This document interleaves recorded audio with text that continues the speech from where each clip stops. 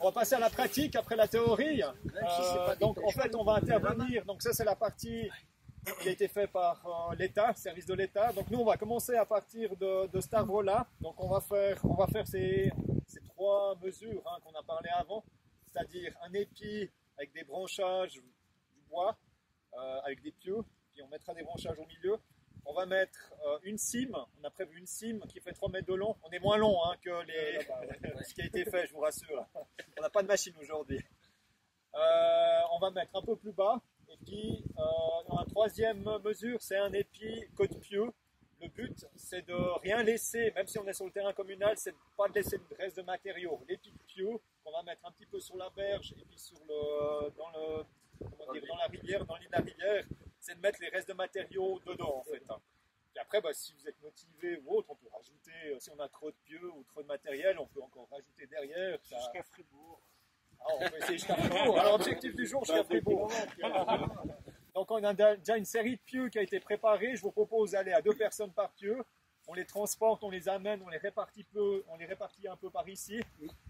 Donc on peut commencer par 6 pieux pour l'épi, 6 pieux pour la cime, et puis mettre le reste de pieux un peu en arrière. Et puis après on essaie de regarder déjà avec le courant. Donc on va faire 3 ateliers. Donc au début pour le transportement tout le monde va s'y coller. Donc un atelier épi facile, on va essayer d'entrelacer les branchages dans les pieux.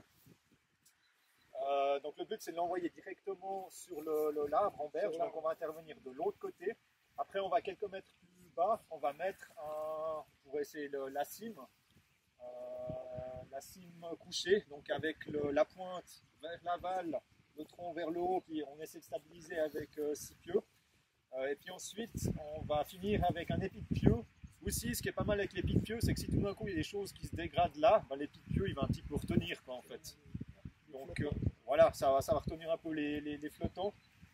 Quelque chose qu'on j'ai peut-être pas précisé ce matin, on a aussi de la corde de jute pour attacher les éléments ensemble.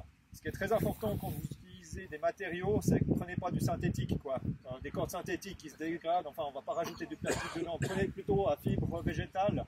Alors le mieux c'est le coco, mais vous pouvez aussi faire avec la jute, c'est résistant. Prenez des diamètres assez conséquents, puis ça peut aider à entrelacer les végétaux ensemble avec les pieux en fait.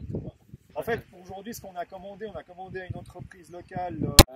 On a pris 28 pieux pour avoir une certaine réserve. On en aura même plus.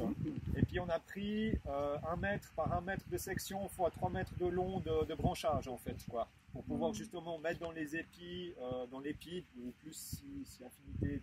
Est-ce que tu pourrais nous parler du placement un petit peu, comment tu envisages les choses là? Alors la cime, ce qui est important, donc la cime c'est de la mettre orientée vers l'aval, c'est-à-dire que la pointe doit aller vers le bas. Ce qu'on va faire, c'est que l'emplacement, généralement on choisit plutôt une bordure. Donc là typiquement on va essayer de la mettre à l'intérieur du virage. Comme ça créera vraiment encore une zone beaucoup plus calme derrière en fait. Et à la longue, ce qui va se passer, c'est qu'avec la cime, avec la longueur, c'est qu'avec le temps, il y a les pieux, on va aussi l'attacher avec la corde de jute. À la longue, sur la longueur, c'est la pointe, elle aura tendance à se lever, et puis le reste, ça va se planter. Et puis comme le dépôt va se former derrière, donc il y aura la zone de canne qui va participer aussi à la stabilisation de la cime. Et puis après quelques années, tout d'un coup, c'est la végétation qui va commencer à pousser dans le banc de sable, juste derrière en fait, Et puis cette végétation, c'est top, vous avez de l'eau, vous avez de la végétation, puis vous avez plein de petits alevins qui peuvent se cacher, déjà d'une part là-dedans, et puis après d'autre part plus loin en fait. Et la cime, c'est clair, elle va évoluer avec le temps. Si vous revenez dans 1 mois, toutes les épines seront fait la malle, Il vous restera plus que ce genre de branches. Puis vraiment travailler avec la morphologie de la cime en fait, c'est-à-dire pourquoi aussi la pointe vers le haut, c'est que les branches, vous voyez, elles sont toutes orientées contre l'aval. Donc quand vous allez mettre les pieux, en fait les pieux vont retenir la cime en fait, Donc moi je propose de commencer, on va commencer par planter 2 pieux. Après ça nous permettra de balancer la cime, puis après on complétera les pieux après selon le branchage en fait, Moi j'ai vu que tu as un waders, je veux commencer le premier, voir. Moi je vais m'équiper encore, mais maintenant c'est venir dans une zone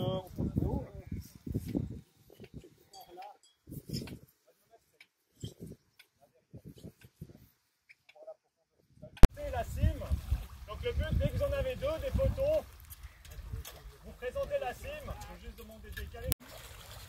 Donc, faudrait me donner. Donc on présente peut-être depuis. Non, non, alors depuis l'arrière, on le recule un peu. Recule, descend. On descend un peu. On s'emmerde pas trop avec les touffes. Et puis là, on essaie de soulever. Vous voyez, on soulève. Et on essaie de glisser au milieu. Alors attends, il faut qu'il y ait des branches qui retiennent. Tu vois, il faut qu'il y ait des branches ici. Celle-là, descends une tout bas. Ah bah celle-là, t'en as une. Ici, t'en as une ici. On arrive, voilà, comme ça, vous voyez. Après, à la longue, après on va le stabiliser avec des cordelettes. Mais là, le but, maintenant, c'est qu'on vise avec des poteaux ou des pieux. On va s'intercaler toujours à l'arrière des branches. Comme ça, ça va tout travailler en un seul bloc.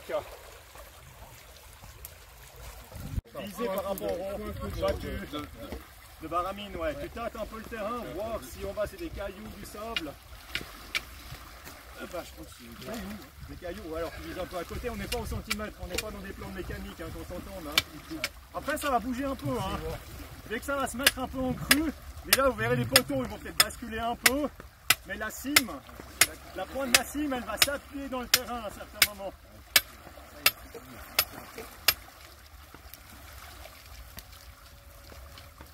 Je vais passer dessus. Vas-y.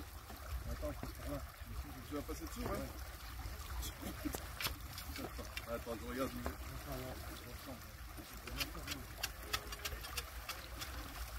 Ça sonne bien là, non? On a l'oreille aussi, enfin on sensation l'oreille. C'est clair si c'est pas, là vous inquiétez pas quoi.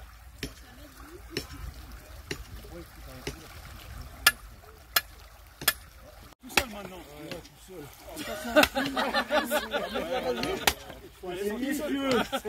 Je te relaye, hein, si. Les articulations qui descendent toutes seules. Oui. On fait un deuxième appui, on fait quoi? C'est con qu'on n'a pas une... Regarde s'il rentre un autre. Mais oui, là, c'est bien. Là, ça l'arrête. Allez, tu fais mal, là, mais bon. Il y a là,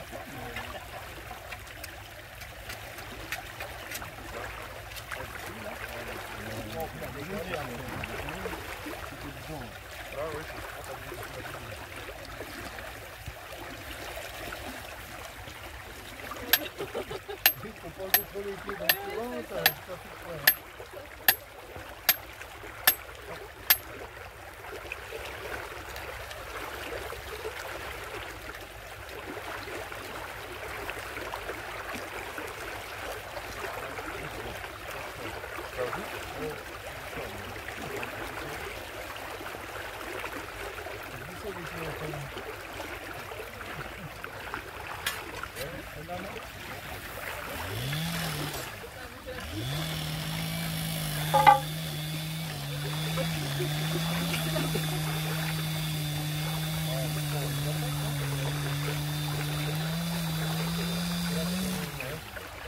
Sinon on la bouge comme ça.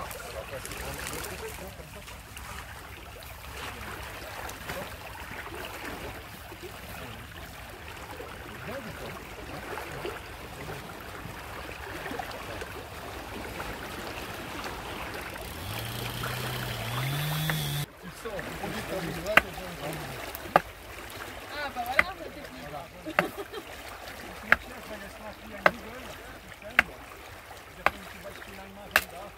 Aïe.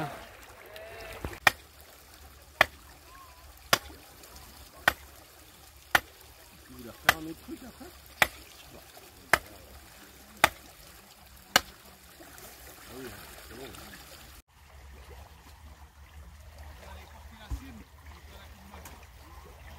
Vous pouvez aussi faire des, comment on dit, des épis en français, mais des deux côtés. Par exemple, si vous mettez un Oui, épi, c'est un goulet deux côtés d'étranglement. ici, vous pouvez faire un goulot d'étranglement comme Ouais. ça va resserrer un peu le courant mieux à l'étiage, ça va creuser un petit peu des deux côtés des berges de l'autre côté quand il y a la crue, ou bien vous pouvez les faire dans ce sens-là. Puis là, dans la surverse, qu'est-ce qui va se passer? Ça va surverser comme ça va creuser au milieu de la rivière. Donc, comme ça, si vous la construisez comme ça va creuser dans les berges. Si vous la construisez comme ça va plutôt protéger les berges, ça va creuser au milieu de la rivière. Et ça, c'est aussi une possibilité. Mais comme ici, on cherche à ce qu'elle creuse un petit peu sous l'arbre. Donc, l'arbre, il stabilise la berge, mais ça va faire une petite sous-berge, un habitat intéressant. Donc on va essayer de faire d'un côté uniquement aujourd'hui. Mais si vous regardez dans le livre ici, il y a plein d'idées comment on peut faire. Mais après, c'est learning by doing. Il n'y a rien qui est faux. Franchement dit. La rivière, elle ne construit pas tout toujours de la même manière. Donc il faut y aller, essayer, puis regarder ce qui marche. Puis la deuxième fois que vous faites ce qui a bien marché, puis ce qui n'a pas marché, ben, vous ne faites plus. On fait tous comme ça. Hein. Si l'épi, vous le construisez dans ce sens-là, Il va y avoir un dépôt le courant il derrière. passe comme ça, Oui. à l'étiage, ça pousse le courant comme ça. Il va y avoir un dépôt derrière. En période de crue, il y aura surverse, l'eau elle va aller partir. Elle va fouiller. Et elle va aller creuser la berge à Elle va droite. creuser la berge Au à lieu de droite. creuser la berge à gauche. Puis ce qu'il ne faut jamais oublier, c'est que ces choses-là, il y a une chose qui se passe à l'étiage et l'autre chose qui se passe en période de crue. Donc si nous on veut qu'une fosse se fasse et puis que ça creuse sur le côté ici, l'épi, on va le construire comme ça. Ah, Ce qui veut dire le bas la tête. et en remontant comme ça, Ah oui. et puis idéalement légèrement incliné, ça veut dire les piquets un peu plus haut vers le bord, un peu plus bas vers le devant. Donc ce qui se passe en période de crue, ça va diriger le courant dans ce sens-là. Ah oui, Et ça puis va ce qui va de durer. toute façon se passer, c'est que si l'épi reste, il y a des choses qui vont se déposer devant l'épi, derrière l'épi, Ouais, mais ça va le ça charger. va aplatir en fait la berge de ce côté-là, ça va la creuser de ce côté-là. Si on le pose dans l'autre sens, à l'étiage, ça va diriger le courant ici, mais en crue, ça va aller gratter la berge derrière l'épi, donc l'autre côté de la rivière. C'est ça qui est compliqué à comprendre avec ces épis quand on les construit. Puis quand on le met droit, il se passe quoi? On a vu Vanina avant, elle a mis tous les épis tout droit. Ça s'accumule derrière. Alors en fait, ça va surverser, ça va creuser derrière, ça va attaquer ni une ni l'autre berge. Mais si c'est suffisamment haut, suffisamment épais, ça va quand même concentrer le courant de l'autre côté. Donc on peut faire comme on veut en fait. Mais de le mettre droit ou légèrement incliné dans ce sens-là, Ouais. c'est mieux si on va aller attaquer la berge de l'autre côté que de le mettre incliné comme ça, parce que ça va attaquer la berge derrière nous. Ok. Puis après, plus c'est massif, après à un moment donné, on s'en fout dans quel sens ça va. Si c'est tellement massif que le courant il est fortement concentré d'un côté, mais comme nous on fait plutôt des petites structures, c'est bien de comprendre un peu comment les incliner. Et puis après, le deuxième truc, c'est si on les fait tout petits, juste un tiers de la rivière, il y aura extrêmement peu d'effet. Hein, parce que ça va juste resserrer un tout petit peu le courant, ça va faire une petite zone un peu plate. Si on veut vraiment que ça aille gratter un petit peu de l'autre côté, ben, il faut les faire suffisamment grands pour que ça resserre bien le courant. Jusqu'à la moitié, tu dirais, Moitié voire plus. voire 2 tiers. Bon, voilà, les 2 tiers. On peut sans autre ici construire, parce qu'il y a de l'eau qui va passer entre deux, hein, il y aura des espaces, des trucs, ça ne va pas faire un barrage total, mais on peut bien les faire à peu près à moitié jusqu'aux 2 tiers, pour qu'après ça aille gratter un peu de ce côté-là. Là on voit par exemple les arbres qui concentrent un peu le courant de ce côté-là, ben là on va essayer de faire en sorte que ça reparte un peu de l'autre côté. Voilà. Puis là on peut commencer, donc vous pouvez regarder un petit peu comment le courant il se comporte pour essayer de le placer. Je ne sais pas qui c'est qui veut prendre la main, c'est pas... L'idée c'est que vous essayez un peu de se mettre dans l'eau, de regarder à partir de quelle hauteur, si on se met dans l'eau, ça peut avoir un impact sur l'autre côté de la rivière. Et à la fin, pour voir si on met en train de couper ou quelque chose, comme ça qu'on n'est pas en fait. Ah, genau, ja, das ist gut, genau.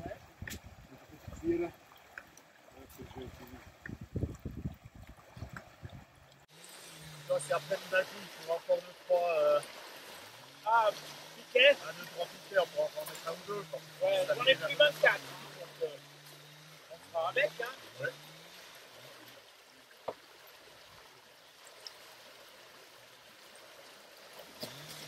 Ouais.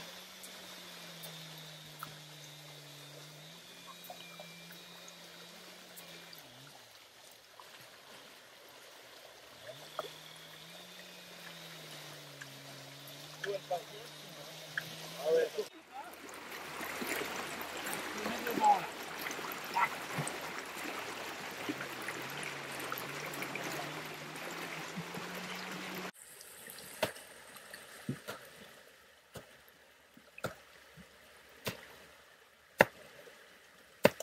Il n'y a pas de castor par là, La glane, je crois qu'il n'y en a pas trop. Ah ouais. Là ici non, je sais pas, il va nous dire, hein, mais je crois qu'on va aller quand même les rabattre un petit peu. Pas ceux-là, celui-là un tout petit peu, puis les deux là, et c'est bon, hein. On va faire une boucle. Oui. Exact. Voilà. Qu'est-ce qu'on pense? Hop là, bon travail mouillé.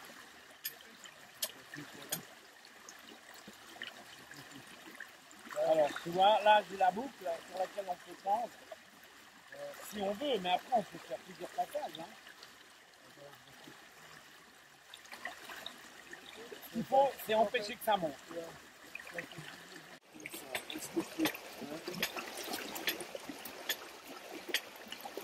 C'est bien, c'est bien. Puis on peut faire encore ici, tu vois.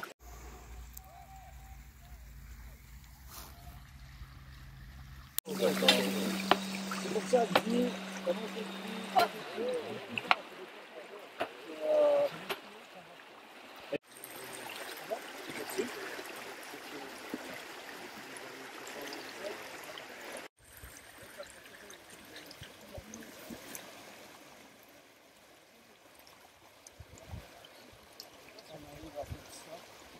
Vas-y, ouais, très bien. Même comme ça va aussi. Hein. Lui, il monte, il va remonter ici là. Là, je pense qu'il va même